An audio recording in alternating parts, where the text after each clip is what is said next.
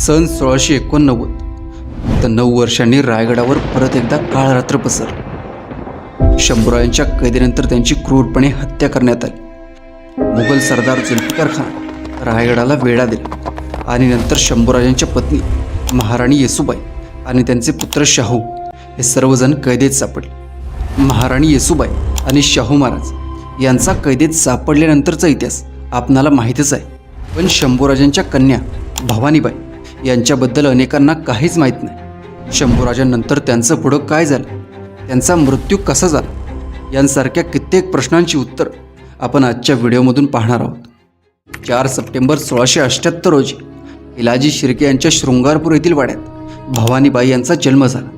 महाराणी येसूबाई आणि शंभूराजे यांना कन्यारत्न प्राप्त झाले।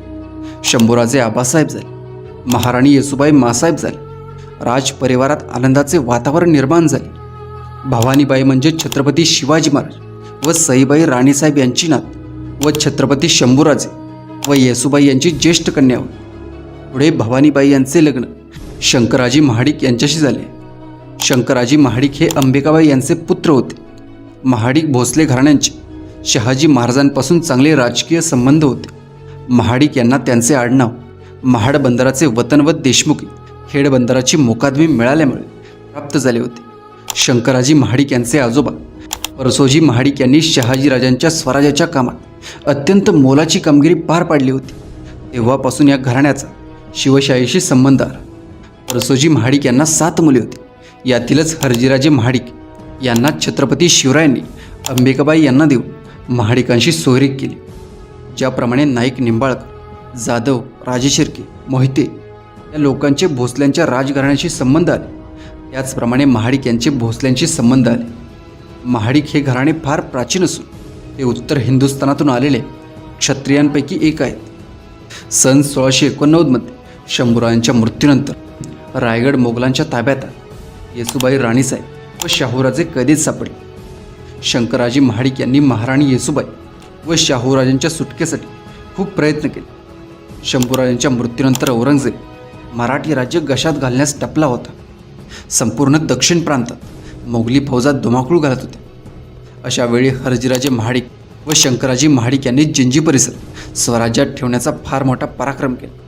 त्यामुळे पुढे छत्रपती शाहू महाराजांनी शंकराजी महाडिक म्हणजे आपले थोरले मेहुणे यांना 4000 मनसबदार करून आपल्या ज्येष्ठ भगिनी भवानीबाई यांना 24 गावांची सनद दिली। तसेच 72 वाड्यांची व 5ही वतनांची सनद त्यांच्या नावे करून दिली। शाहू महाराजांचे आपल्या मोठ्या भगिनी भवानीबाई यांच्यावर अतिशय प्रेम होते। आपल्या वडिलांप्रमाणेच भवानीबाई या अत्यंत हुशार व धाडसी होत्या। सनदेप्रमाणे भवानीबाई व शंकराजी तारळ्याला आले।